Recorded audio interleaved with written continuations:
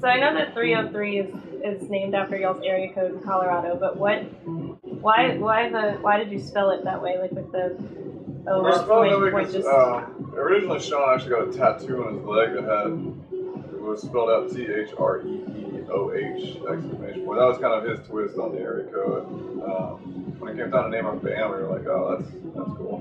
Yeah, we wanted to shorten it a little bit. Yeah, we want to give it a little bit of an expression, Give it some different. pizzazz. Some sparkle on it. Make it a little zany. What's your favorite song that y'all do and why, or that y'all have ever written together? It's always different. We've written so many different kinds. This set I'm most happy with right now is the one we're playing right now is the most happy I've been with any of our sets, just because we play so many of my favorite songs off our new album and our old stuff.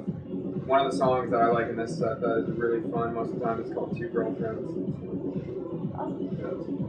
Yeah, I don't know. We try to. I think in our live sets, especially, we try to cater to people who have listened to our music for a long time, and people who were fans of the recent stuff, and we hit really kind of broad spectrum stuff. We have something from all 4 of our records that we've released, and some stuff in between. So it's nice to. I don't know. I guess as you get some longevity as a band, it's nice to be able to kind of pull from a lot of different places. Yeah. If you could perform or record with any artist, who would it be?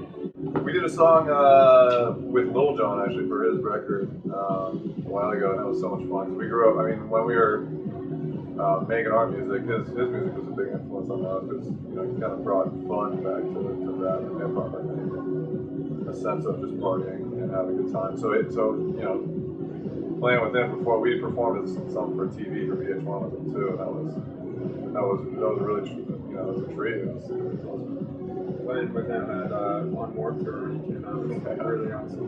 I can only imagine. Well, what's been your craziest fan experience? We've had a bunch. We've had an interesting. We have great fans. Some of them are like, we'll get 303 tattoos and it's nuts. But we had one in Buffalo, specifically when we were going out to get lunch, and he ran out in front of us and we didn't know he was a fan, and he tripped real hard on the pavement and slid, and we were just like, oh man, are you okay? He's just like, I'm just so excited, I'm sorry. And we're like, oh why? He's like, there's an awesome band playing tonight. We're like, oh, what band's playing? He's like, 303, and he lifts up his shirt and he's got a huge 303 tattoo.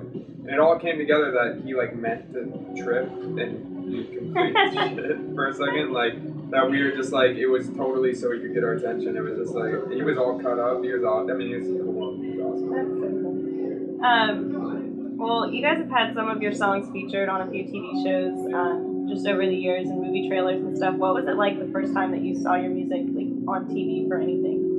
It's really surreal. I mean, it's even now. Yeah, even now. I mean, you see it, just seeing it and hearing it in a different context than you're used to. We're used to obviously kind of playing it or being in a studio with it, producing it, but even hearing it on the radio or it's a thrill. I mean, hearing it in general when we're not actually performing it, because I think, like Matt said, we're used to performing it. I forgot to tell you, last Monday it was on the Monday Night Football. So our song Youngblood was on, really? As it was on the outro. We were watching on the bus. That's awesome. I was like, that was Youngblood. It was really weird. We were all just sitting there, kind of in disbelief. That's the feeling. Yeah. It's cool. I hope that we continue to be able to do that. So. Yeah. Well, the first song, or at least that I know of, the first big song that y'all had that gained a lot of traction was "Don't Trust Me." Yep. That's about the biggest song you had. What was that like? As musicians who've been, you've been working on stuff for a while, but when that finally, something really got huge, what was that like for you guys? It was interesting. For us, that was a pretty gradual process because we had been touring for almost 2 years when that really kind of reached the acme of its popularity. And so it was kind of thankfully it was kind of like a steady build, and we kept getting bigger and better opportunities. So it was nice to be able to kind of put it in a frame of reference. It was nice to have a touring background and really for us to have solid fans. Yeah. People that would come to our shows, people that are dedicated to our music, and man, we couldn't be more thankful for that because I think a lot of artists they kind of have a big song don't necessarily have those roots, and it's hard to kind of do anything after that. So that was, I mean, it was incredible. It's just, I think as an artist, you want people to listen and hopefully appreciate what you do, and that's it's nice to think that a lot of people are listening. Yeah, and I know there was also a lot of, or some, maybe not as much as I think there was, but controversy surrounding that song when it came out, just with some of the lyrics. How did you guys handle that? Since it was Yeah, I mean, like you said, there wasn't that much. I mean, we would get asked in like interviews like this, like, oh, how, like there's controversy or something, but in reality, like we never really encountered any.